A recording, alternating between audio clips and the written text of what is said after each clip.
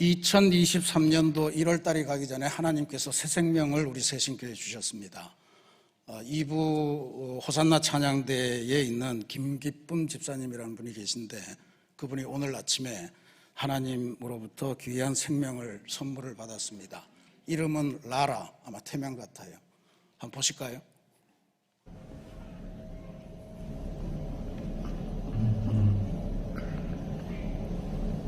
눈 한쪽이 어떤 생각이에요? 부어서 그래요. 아.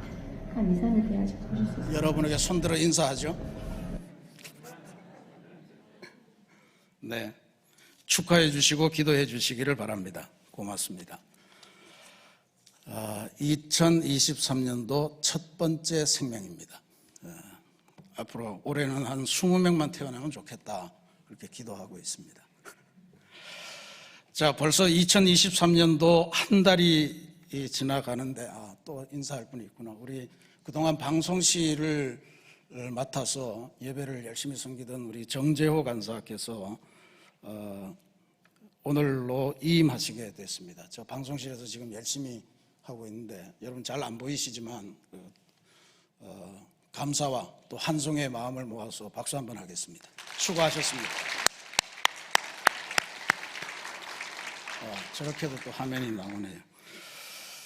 네, 한 달이 다 지나가고 있는데, 송구영신 하시면서 하나님과 맺었던 약속들, 또 마음속에 담았던 계획들 다시 한번 더 새기면서 후회 없는 2023년을 만들어가고, 혹시라도 잊어버리셨다면 새 출발할 수 있는 그러한 시작점이 되시기를 기도드리겠습니다.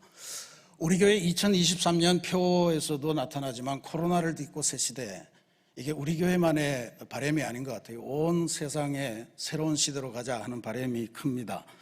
특별히 감사한 것은 내일부터 이제 실내 마스크 의무 착용 제도가 부분적으로 해제가 됩니다. 아직도 깨야 되는 데는 있긴 하지만, 무려 658일 만에 마스크로부터 해방되게 됐습니다. 너무 감사해요. 박수 한번 하겠습니다.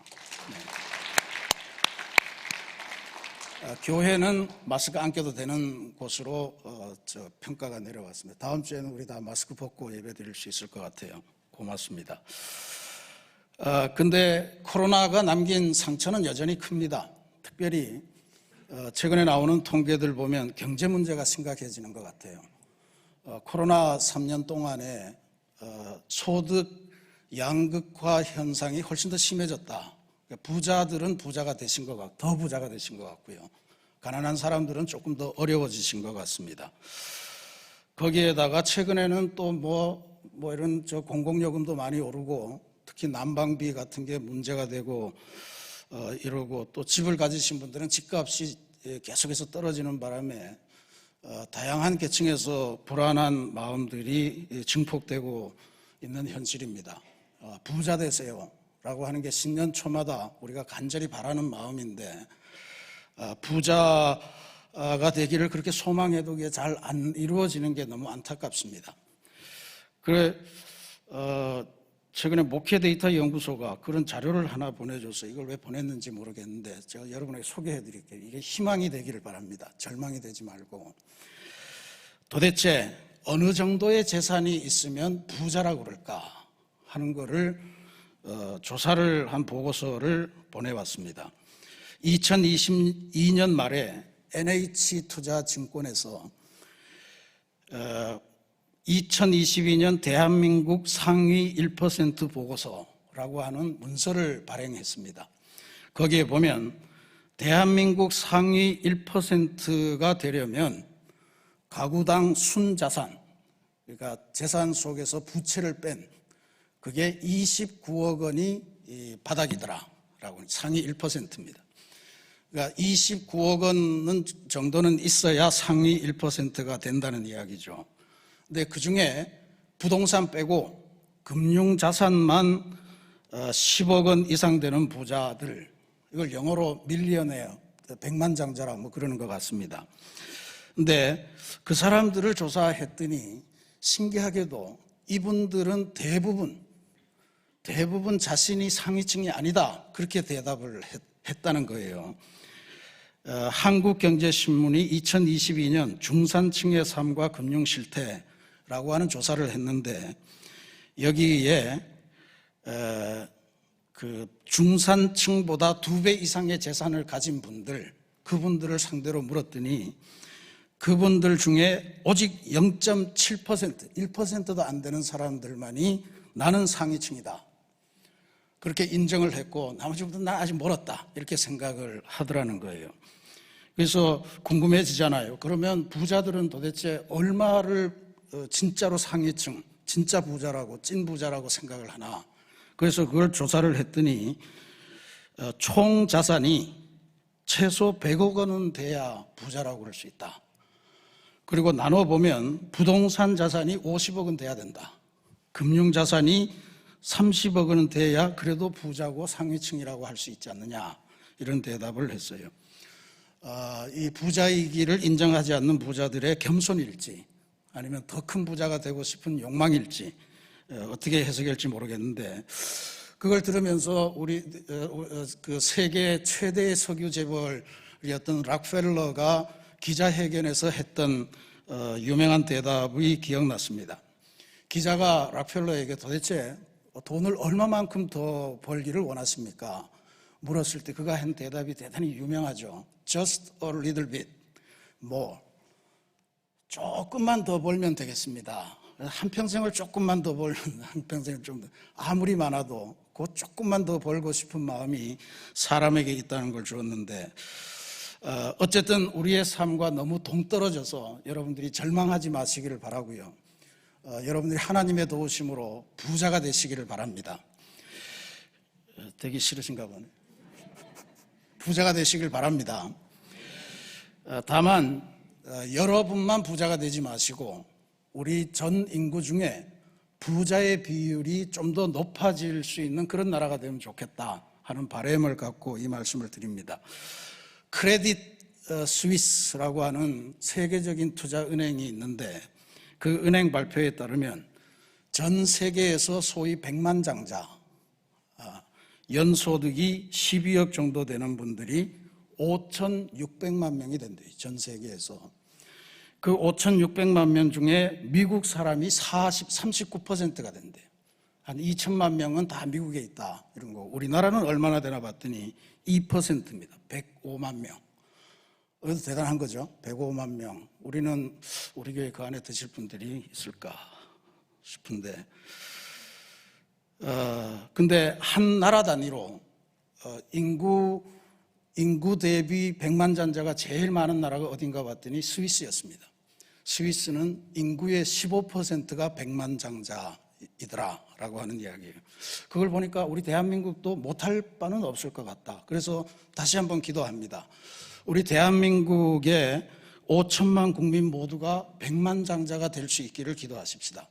근데 시간이 좀 걸리겠죠. 우리 새신교회 교인들부터 백만장자가 되시고 여러분들이 백만장자 클럽으로 이웃들을 전도하시고 그래서 다 이 목표를 이루기를 부탁을 드립니다.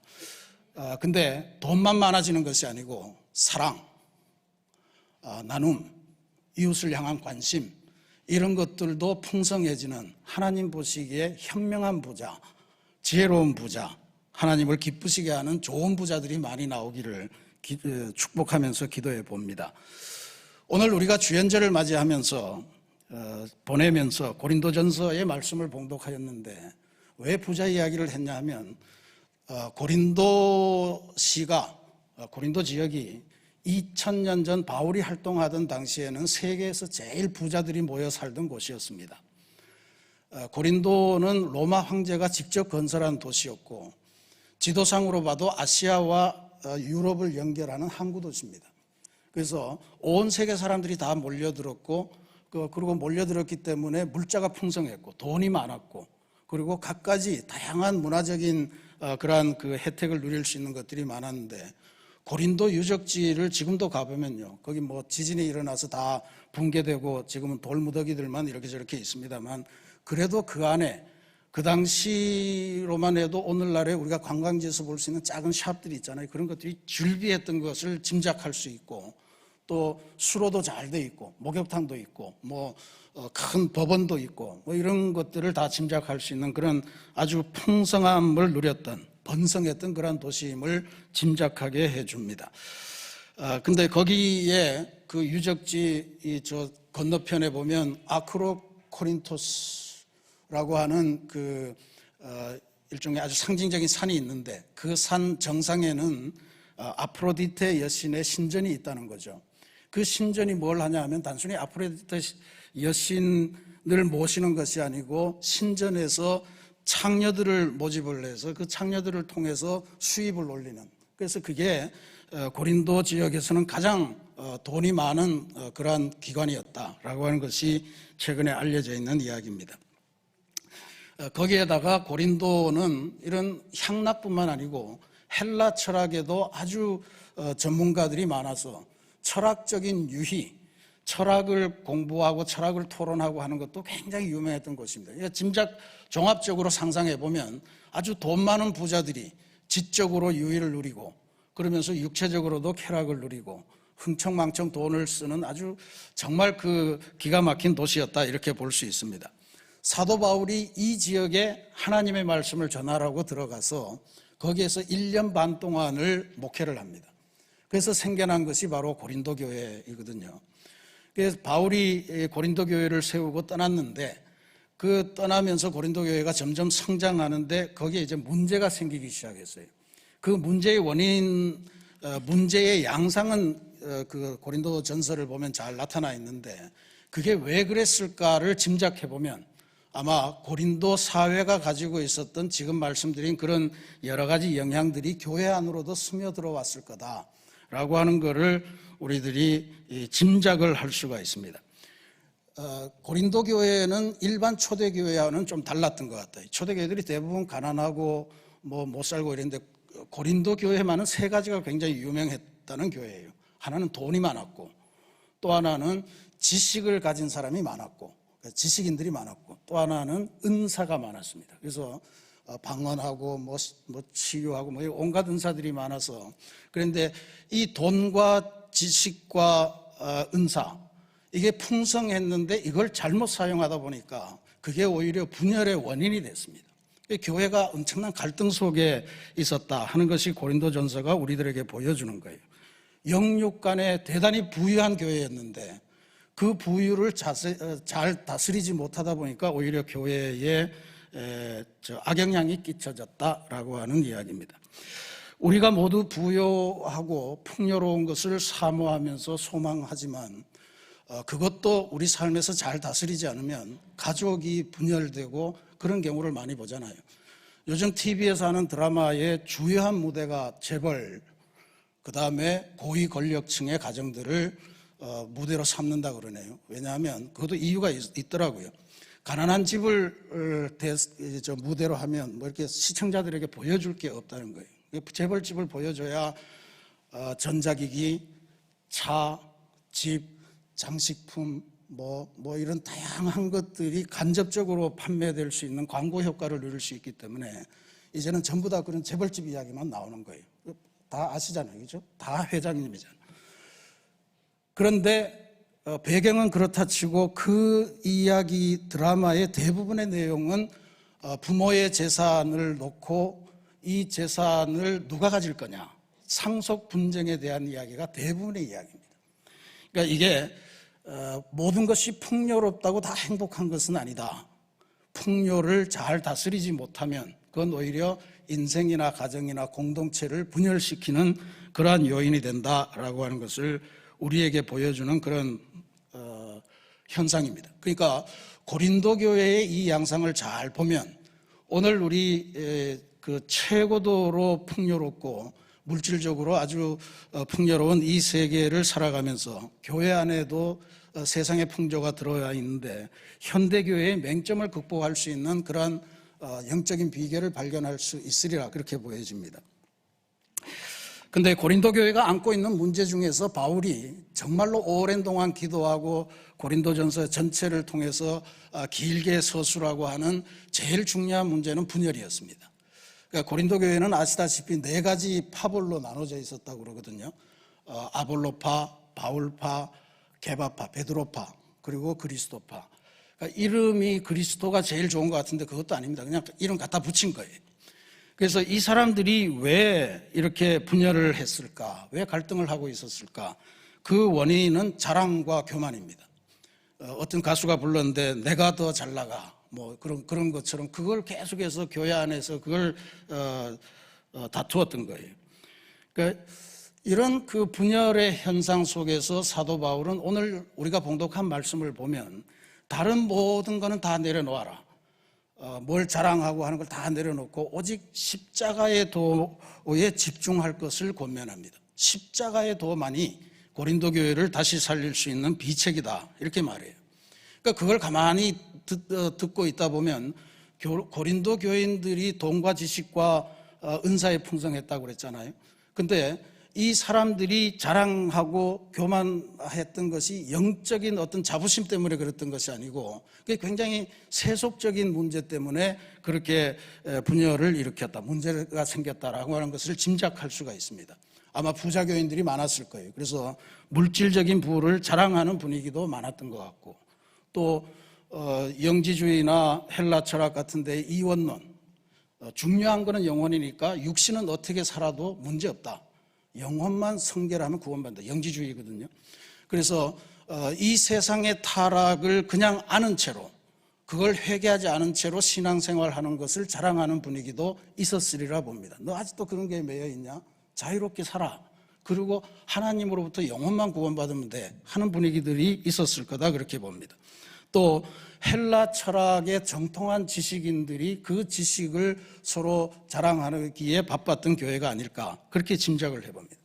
문제는요, 이런 상황 속에서 소위 당대 고린도 사회를 지배하고 있던 헬라 철학이라고 하는 것이 보기에는 지금 이 바울이 전파하는 혹은 초대교회가 믿는다는 십자가라고 하는 것이 얼마나 어리석고 얼마나 더럽고 얼마나 부끄러운 것인가 하는 그런 견해를 갖게 됐다는 거예요.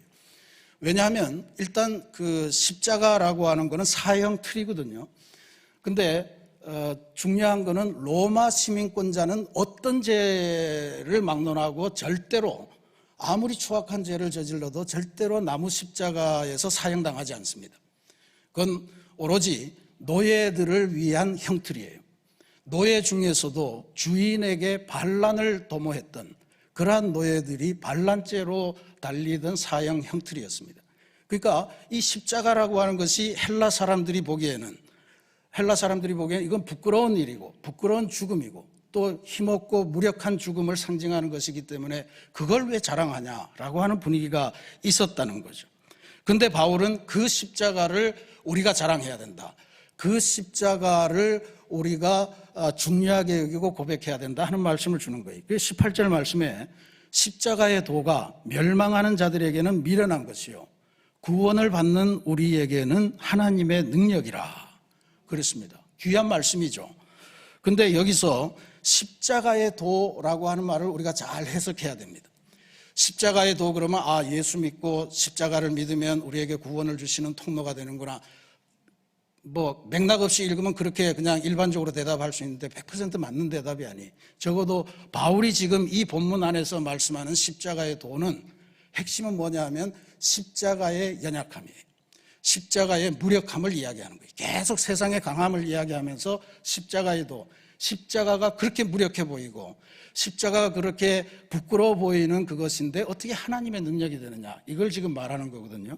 그러니까 십자가의 도는 바로 십자가가 어떤 방식으로 우리를 구원하였는가, 하나님의 연약함, 하나님의 약하심, 하나님의 어리석음, 사람의 지혜로움보다 더 좋다는 그걸 지금 바울이 대비하고 있는 것입니다.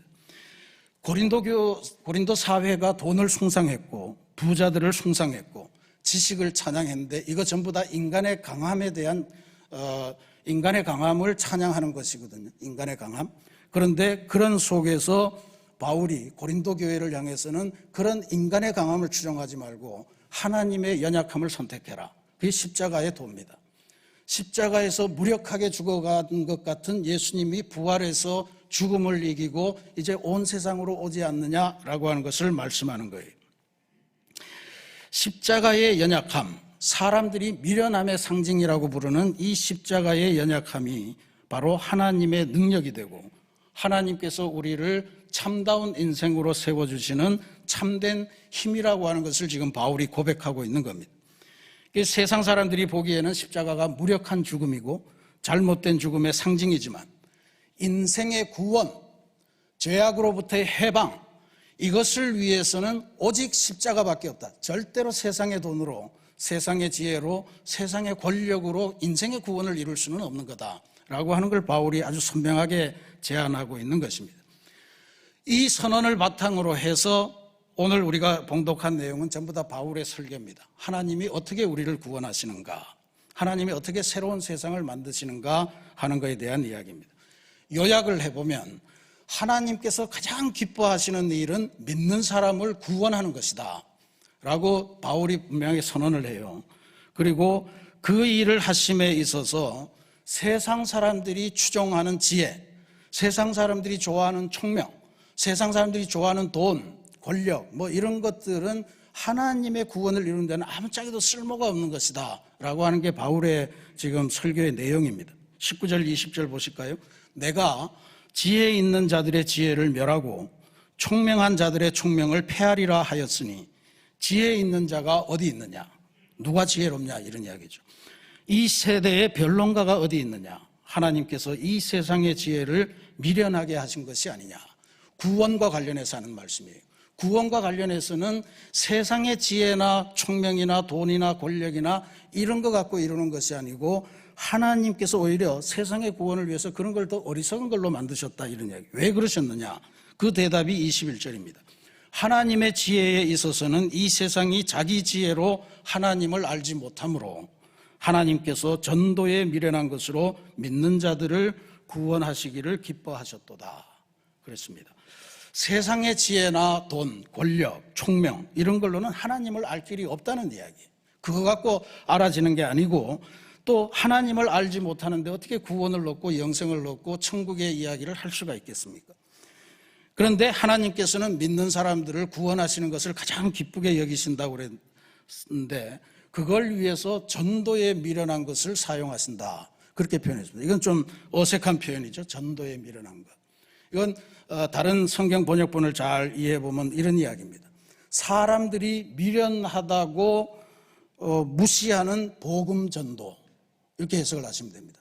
사람들이 무식하다고 미련하다고 무시하는 복음 전도. 그러니까 하나님께서 세상의 지혜나 세상의 권력이나 세상의 총명이나 세상의 돈이나 뭐 이런 것들을 사용해서 구원을 이루시는 것이 아니고 사람들은 무시하고 미련하다고 욕하고 조롱하고 이러지만 하나님의 말씀을 전하는 그 과정을 통해서만 구원이 우리에게 이른다라고 하는 것을 이야기하고 있는 거예요. 아무리 돈이 많아도 아무리 많이 배워서 학력이 높아도 아무리 큰 권력을 가졌어도 하나님의 구원에 쓰임받지 못하는 인생이면 그건 결국 분열을 이루고 갈등을 부추기고 해서 인생을 망치는 데 소용되고 그래서 하나님께서는 구원을 위해서라면 그런 것들을 폐기하신다라고 그렇게 말씀하시는 거예요. 여기서 하나님께서 인생을 평가하는 기준을 우리가 발견할 수 있습니다.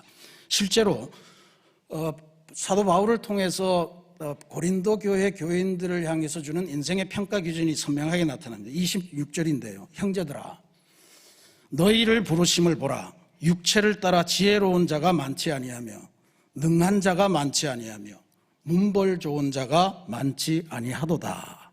그랬습니다. 고린도 사회의 기준으로 볼 때 고린도 교회 안에 모여있는 소위 교인이라고 하는 사람들은 학식도 딸리고 경제적인 능력도 딸리고 정치적인 권력도 딸리는 소위 미련하고 어리석고 아둔하고 부족한 집단이다 이렇게 평가를 할 수 있는 집단이에요. 근데 하나님께서는 세상과 사람을 구원하시기 위해서 바로 세상에 강한 사람들을 다 제쳐놓고 이 약하디 약한 어리석고 또 부족한 고린도 교인들을 선택해서 사용하신다라고 하는 것이 바울의 설교의 핵심입니다. 그러니까 오늘 우리가 아까 말씀드린 그런 큰 부자가 되지 못하더라도 하나님의 구원이라고 하는 입장에서 우리는 실망할 필요가 없습니다.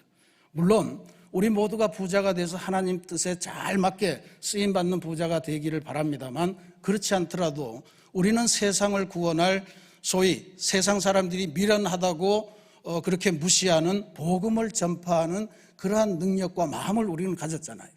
그런 의미에서 하나님께 아름답게 쓰임받는 인생이 될 거다라고 하는 이야기입니다.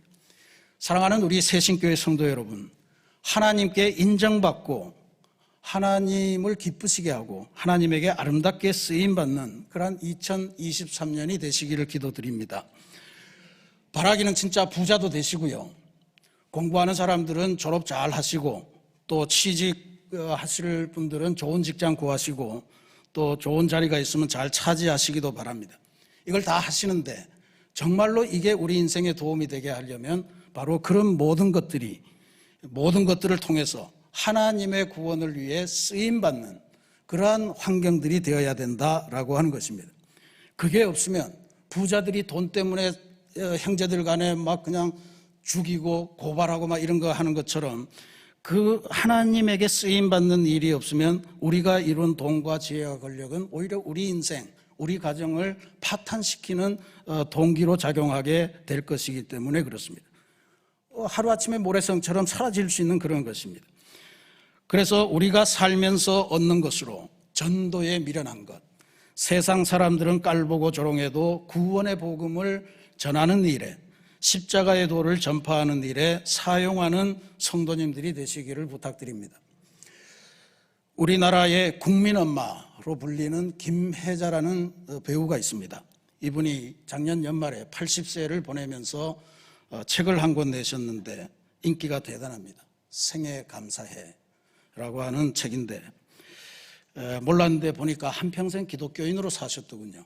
굉장한 재원이셨는데 읽으면 읽을수록 잔잔하게, 뭐 이렇게 특별한 선동이 아닌데 대단히 감동스럽고 진솔한 인생의 고백을 들을 수 있어서 여러분들도 한 번씩 읽어보시면 좋겠다. 특별히 그는 연기자 아니었습니까? 연기자로서 자신은 무엇을 위해 연기를 하는가 하는 것에 대해서 정말 멋있다, 좋다라고 하는 감동을 받게 됐습니다. 독특한 거는요, 이분은 지금까지, 연예인들은 보통 뭐 기획사 뭐 이런 게 소속돼야 배역도 따주고 뭐 이렇게 해서 계속 이제 유명세도 타고 홍보도 해주고 이러는 건데, 이분은 한평생 지금까지도 소속사를 가져본 적이 없대요.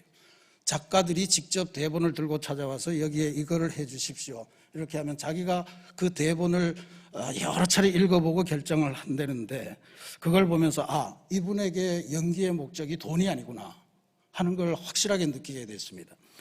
그러면서 그 책 안에 챕터가 그 나의 매니저라고 하는 챕터가 있는데, 거기서 밝힙니다. 나의 매니저는 하나님입니다. 뭐 하나님이라고 안 그러고 신이라고 썼어요. 아마 독자들을 위해서 그랬겠죠. 하나님이 나의 매니저라고 고백하면서 이런 고백을 해요. 좀 길지만 제가 읽어보겠습니다. 스케줄을 관리해 줄 매니저도 없고 의상 코디도 없이 나만큼 해서 세상에 나를 보였습니다. 작품을 선택할 때는 그 여자가 지금 현실이 너무 슬프고 고통스러워도 희망의 빛이 보이는 역을 했습니다. 보는 사람들을 절망에 빠뜨리는 역을 하고 싶지 않았습니다. 그러지 않아도 삶에 절망스러운 부분이 많은데 제가 맡은 역으로 그 절망을 더하고 싶지 않았습니다. 지금은 비록 절망적이어도 저 멀리 희망이 보여서 비집고 나올 수 있는 그런 역을 했습니다. 형편없는 몰골의 역이어도 아무 상관이 없습니다. 저 여자에게 희망이 기다리고 있나 그것을 따졌습니다. 국민에게 희망을 주는 그것만 했다는 이야기예요. 아무리 지금은 어려워도 뭔가 탈출해 나갈, 그러면서 모든 사람이 날개를 원하는데 날개는 자기 살을 뚫고 나와서 자라는 거 아닙니까? 이런 말씀을 했습니다. 저는 이 분의 이 고백을 들으면서 이것이 내가 가진 것으로 십자가에도 구원의 희망을 전파하겠다는 한 연기자의 거룩한 신앙 고백이라 그렇게 해석을 하고 싶었습니다. 우리도 이분 연기자인 것처럼 우리도 직업이 있고 우리도 소명이 다 있지 않습니까? 우리가 가진 소명, 우리에게 주어진 환경, 그것을 가지고 우리도 주변 사람들에게 구원의 희망을 전하는 그러한 거룩한 신앙 고백을 할 수 있고, 또 2023년 한 해 동안 우리가 가진 연약한 것을 하나님께 드려 구원의 아름다운 사역을 이루는 복된 인생들로 변화되시는 귀한 한 해가 되시기를 주님의 이름으로 축원합니다. 같이 기도하겠습니다.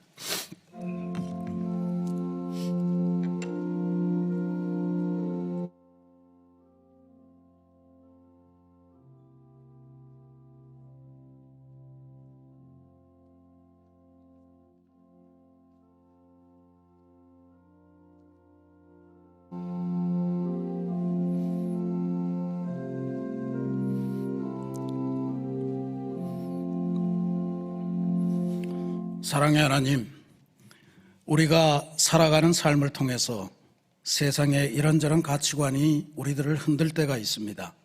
하나님, 돈이 그렇고 지식이 그렇고 또 권력이 그렇고 지혜가 그렇습니다. 그래도 오늘 사도 바울을 통해서 분명하게 알려주신 것 하나는, 인생의 평가의 기준은 인생의 구원을 어떻게 이루는가 하는 것에 달려있고, 그 하나님의 구원을 이루기 위해서는 필요한 것이 세상의 지혜나 총명이나 돈이나 권력이나 이런 것들이 아니라 하나님께로부터 갖고 있는 십자가의 도가 전부임을 저희들이 배웠습니다. 십자가가 연약해 보이지만, 부끄러워 보이지만 구원을 받는 우리에게는 유일한 하나님의 능력이 된다고 하셨으니, 하나님, 이제는 우리가 가진 것을 다 털어서 하나님의 십자가의 도를 전파하는 귀한 삶을, 믿음의 삶을 살아가도록 인도하여 주옵소서. 내가 가진 것이 작더라도 하나님께 들리면 큰 역할을 감당하게 되는 줄 믿사온데, 하나님, 우리가 가진 것으로 십자가에 미련한 것, 또 전도에 미련한 것을 이루는 귀하고 복된 삶을 살아가도록 인도하시고, 그 전도를 통해서 온 세상을 구원하는 하나님의 구원의 진리가 널리 퍼져나가는데 우리가 다 참여하고 동력하는 귀한 은혜를 더하여 주옵소서. 예수님의 이름으로 기도합니다. 아멘.